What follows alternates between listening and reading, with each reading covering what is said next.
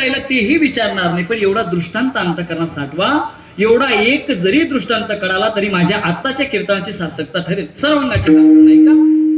पुण्याच्या एका बागेमध्ये जोग महाराज हे ज्ञानेश्वरी सांगायचे महाराज, आणि ती ज्ञानेश्वरी ऐकण्यासाठी लोकमान्य टिळक चटईवर येऊन बसायचे.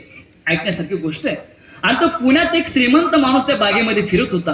त्याने तो सर्व प्रसंग पाहिला की लोकमान्य टिळकांना मी माझ्या बंगल्यावरती 2-3 वेळेस बोलवलं, लोकमान्य माझ्या बंगल्यावर येत नाही, इथं खाली बसून ज्ञानेश्वरी ऐकतायत. आपण एक काम करू, या ज्ञानेश्वरी सांगणाऱ्या महाराजांना आपण आपल्या बंगल्यावरती घेऊन जाऊ. जर हे ज्ञानेश्वरी सांगण्यासाठी आपल्या बंगल्यावरती आले तर ज्ञानेश्वरी ऐकण्यासाठी लोकमान्य टिळक आपल्या बंगल्यावरती आल्याशिवाय राहणार नाही आणि आपल्या मनातला मनोरथ पूर्ण होईल. तो दुपारच्या वेळेस स्वांगपुक्षी घेत असताना स्वानंद सुख निवासी सद्गुरू जोग महाराजांच्या जवळ गेला.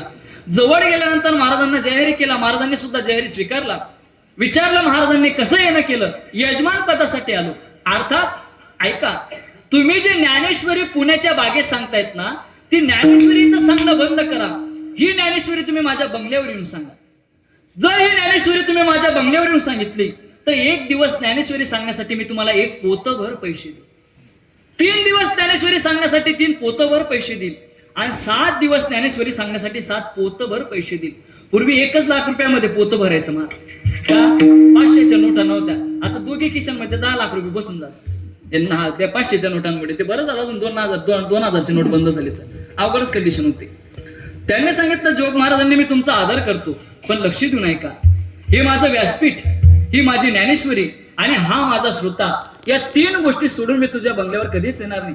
ऐका हो जोग महाराज ऐका, पोतभर पैसेत म्हटले पोतभर. अरे असू दे पोतभर पैसे, तरी सुद्धा मी तुझ्या पैशाचा आदर करतो, तुझ्या बंगल्यावर येणार नाही. तो श्रीमंत 2 पावलं मागे सरून काय म्हणतो माहितीये? ऐका हो जोग महाराज, या अख्ख्या पुणे प्रांतामध्ये 1 दिवस ज्ञानेश्वरी सांगण्यासाठी 1 पोतभर पैसे देणारा हा एकटाच पट्टे म्हटले, एकटाच.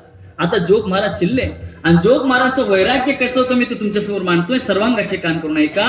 त्या श्रीमंताला उत्तर देतात जोग महाराज, हे श्रीमंता, या पुण्या प्रांतामध्ये 1 दिवसाला ज्ञानेश्वरी सांगण्यासाठी पोतभर पैसे देणार तू एकटाच असशील, पण फक्त पुणेच प्रांत काय सर्व भारत देश फिरून तुझ्या पोतभर पैशाला लाथ मारणारा हा एकटाच पट्टा म्हटले, एकटाच.